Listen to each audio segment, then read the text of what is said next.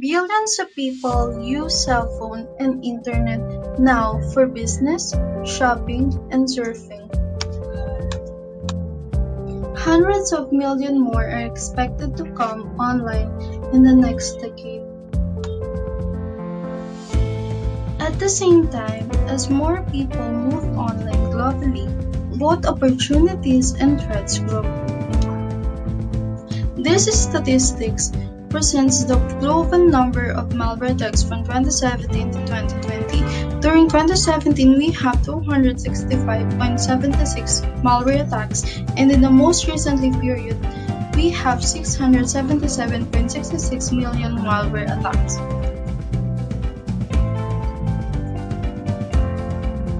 What is malware? Malware is short for malicious software. Hackers use to wreak destruction and gain access to sensitive information. Computer programs designed to infiltrate and damage computers without the user's consent.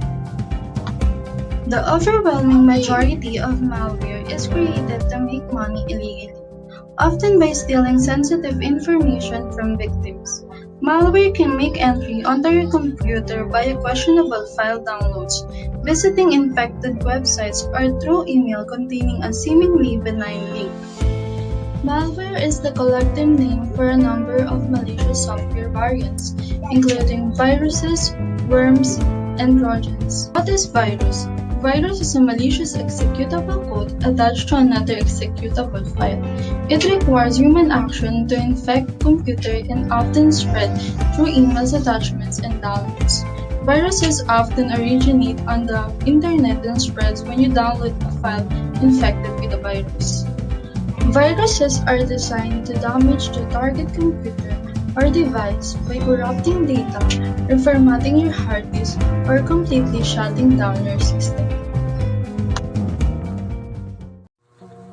Hi, it's Ives, and for today's video, we're going to talk about worms. So, let's first define worms. According to usnorton.com, computer worm is a type of malware that spreads copies of itself from computer to computer.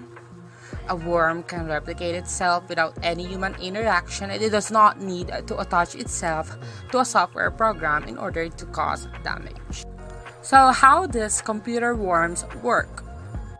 Worms can be transmitted via software vulnerabilities, or computer worms could arrive as attachments in spam emails or instant messages.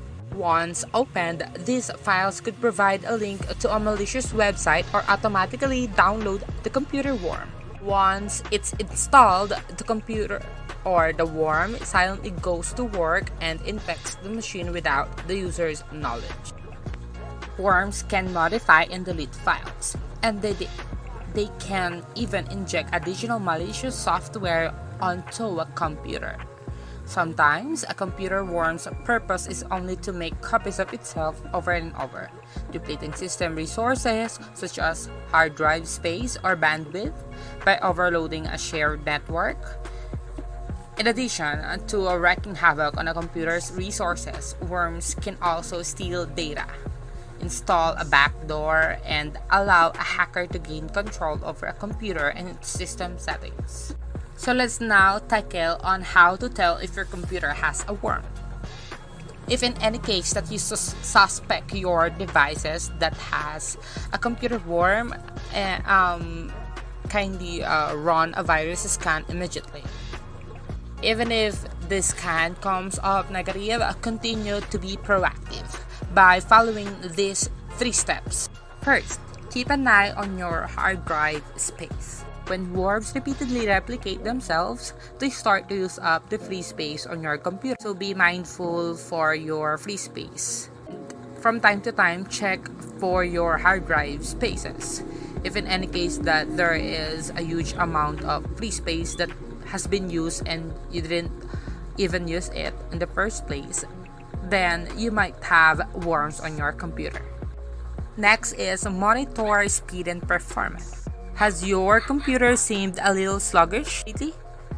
Are some of your programs crashing or not running properly? that could be a red flag that a worm is eating up your processing power. The last the last one is be on the lookout for missing or new files. One function of a computer worm is to delete and replace files on a computer. So again, just like the first one, from time to time check your hard drive or your files on your computer. There might seem a malicious files that you can notice there, so it's better to check. So let's now go ahead and tackle about how to protect yourself from computer worms. We all know that computer worms are just one of example of malicious software.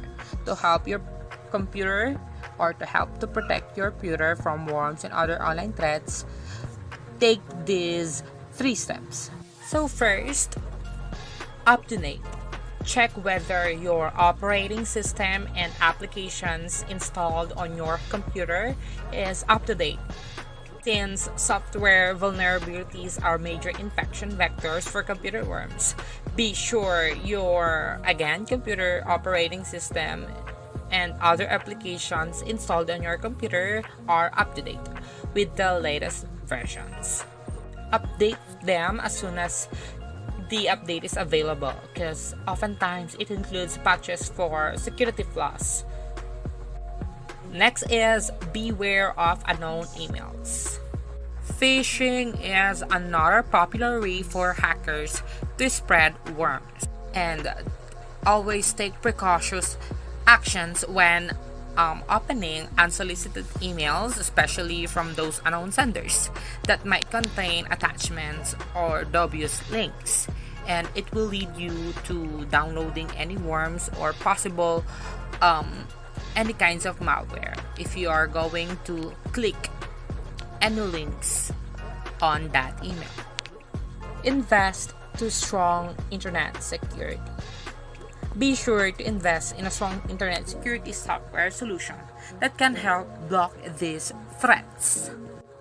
A good internet security software should have include anti-phishing technology as well as defenses against viruses, spyware, ransomware, and other online threats.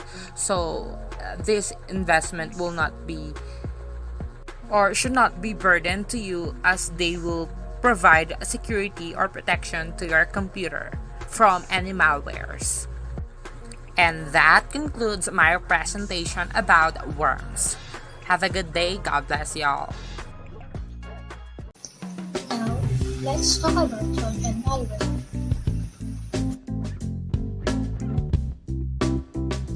But what is Trojan horse?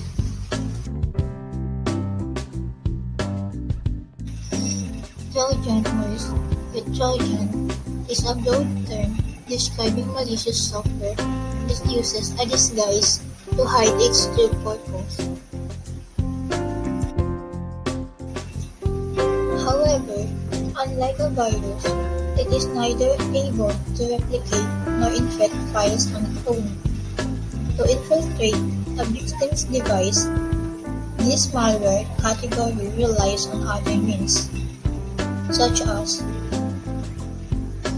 drive-by downloads, exploitation of vulnerabilities, download by other malicious code, or social engineering techniques.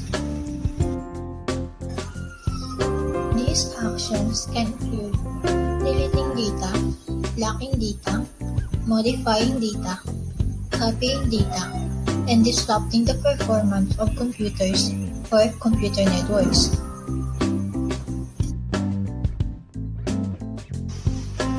Trojans are classified according to the type of actions that they can perform on your computer. These are: a backdoor Trojan gives malicious user remote control over the infected computer. They enable the author to do anything they wish on the infected computer, including sending, receiving, launching, and deleting files, displaying data, and rebooting the computer. Backdoor Trojans are often used to unite a group of victim computers to form a botnet or zombie network that can be used for criminal purposes. Exploits are programs that contain data or code that can take advantage of a vulnerability within application software that's running on your computer.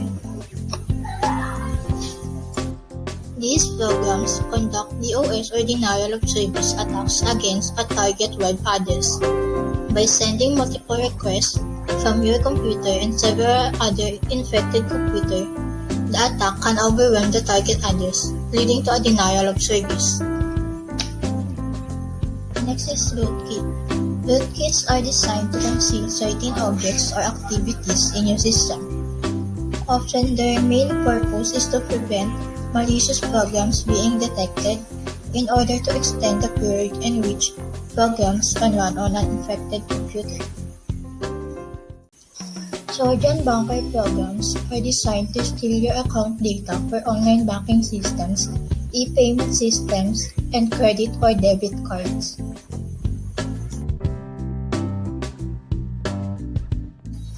Trojan Downloader can download and install new versions of malicious programs onto your computer, including Trojans and adware.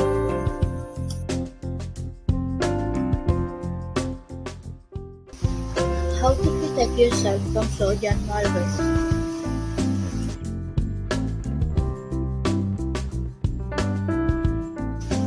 Never download or install software from a source you don't trust completely.